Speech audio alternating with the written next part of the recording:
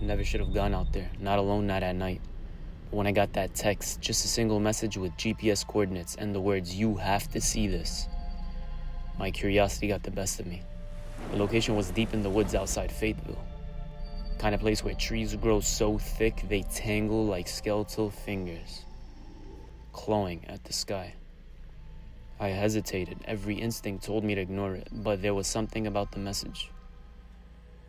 It didn't have a name, no sender, just those words. "You have to see this." So, I grabbed my keys and went. The deeper I drove, the narrower the road became, like it was shrinking, swallowing me into its belly. When I finally arrived, the trailhead was barely visible under the moonlight. A wooden sign, half rotted and leaning to one side, read, "State Forest, restricted after dark." I stood there for a moment, staring down the dirt path. The trees on either side stood like silent gatekeepers, their leaves whispering secrets in the wind. I don't know why, but I felt like I was being expected. Still, I stepped forward.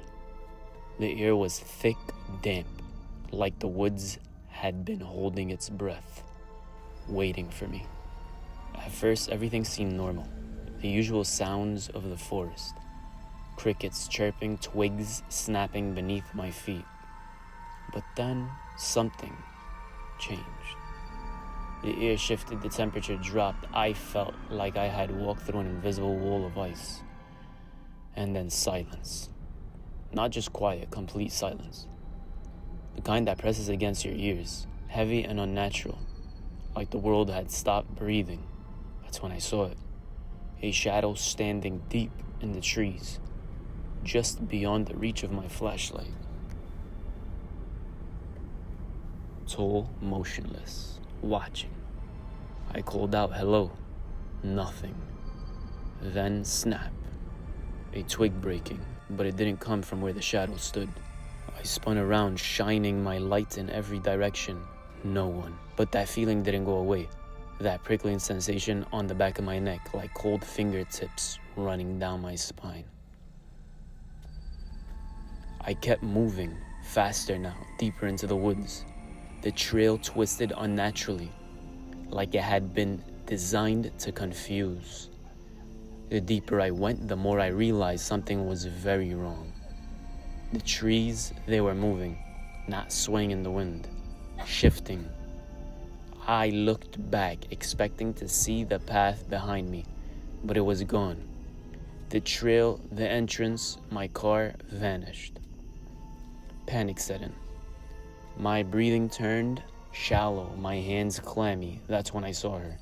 A woman standing ahead of me on the trail. Her pale skin, hair matted and damp, hanging over her face.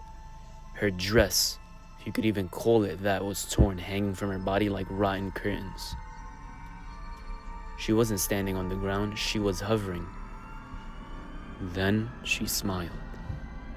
Not a human smile, not one of joy, stretched too wide.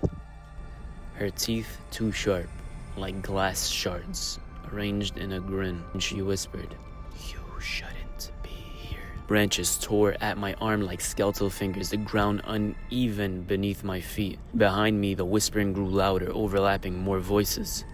"You shouldn't be here." Turned back, too late now. I risked a glance over my shoulder. She was closer. No movements, no steps. She just was. Somehow my feet found the edge of a lake, black as oil, reflecting no moon, no stars. The water churned like something beneath was stirring. Then the whispering stopped, and for the first time I realized the trees around me, they weren't trees. They were bodies. Figures stood frozen, their face stretched in silent screams, their skin bark live, their fingers outstretched, reaching. And I was trapped. The woman stepped forward, her eyes hollow, endless, locked onto mine. "You have to see this," she whispered. The words from the text, she knew. Then she lunged.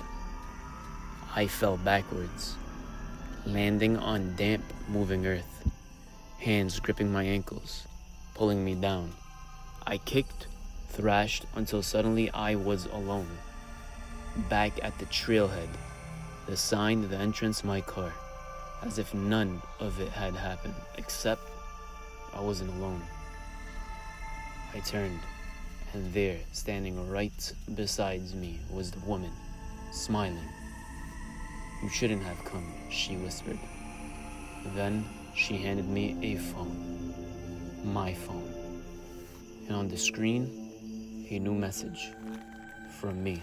It read, "You have to see this." A new message from me. It read, "You have to see this."